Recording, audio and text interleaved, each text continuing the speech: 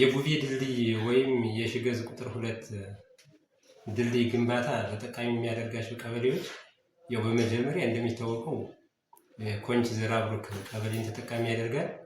ከዚያ ሲቀጥል በዋናነት የጉቤ ቀበሌ፣ የጽዮን ቀበሌ፣ የቆቀር ቀበሌ እና የዳባል ቀበሌን አካባቢ የሚኖሩ የህብረተሰብ ክፍሎችን ተጠቃሚ ያደርጋል። እንግዲህ የጉቤ ድልድይ መሰራቱ ለህብረተሰቡ ያለው ጠቀሜታ ከአዴት ጉቤ አቃቤት መንገድ የተሰራ መሆኑ ይታወቃል።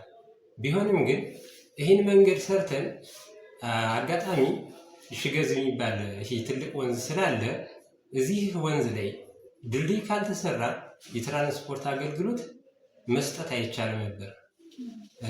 አሁን ግን ይህ ድልድይ ከተሰራ በኋላ ከዚህ በፊት ወላድ እናቶች የአምቡላንስ አገልግሎት አያገኙም ነበር። በድንገተኛ ህመም እየታመሙ ያሉ የህብረተሰብ ክፍሎች በስኳር ሊሆን ይችላል፣ በግፊት ሊሆን ይችላል። እነዚህ የህብረተሰብ ክፍሎች የአምቡላንስ ተጠቃሚ እንዲሆን አድርጓል። አንድ ይህንን ችግር መቅረፍ ችሏል። ከዚህ በመቀጠል ይህ ወንዝ ድልድዩ ባለመሰራቱ በርካታ የሰው ኃይል በውሃ ተወስዷል። በርካታ የቤት እንስሳት በውሃ ተወስደዋል። ስለዚህ አሁን ይህ ድልድይ ከተሰራ በኋላ ይህ በውሃ ይወሰድ የነበረው የሰው ኃይልና የእንስሳት በውሃ እንዳይወሰዱ አድርጓል።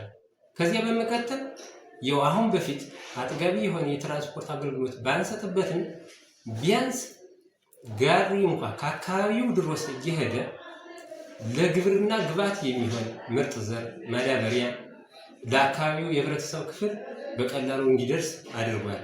እንዲሁም ደግሞ ይህ አካባቢ በርካታ የተፈጥሮ ሀብት ያለበት፣ በርካታ ዛፎች ያሉበት፣ ለእንጨት ለቤት መስሪያም ሆነ ለማገዶ አገልግሎት የሚውሉ እንጨት የሚገኙበት፣ እንዲሁም ደግሞ በርካታ የሆነ የሰብል ምርት የሚመረትበት አካባቢ ስለሆነ እነዚህ የሰብል ምርቶችና እነዚህ የእንጨት ተረፈ ምርቶች ወደ ወረዳው የገበያ ማዕከል በቀላሉ እንዲደርሱ ሁኔታውን የተመቻቸበት ሁኔታ ያለ መሆኑን መግለጽ እፈልጋለሁ።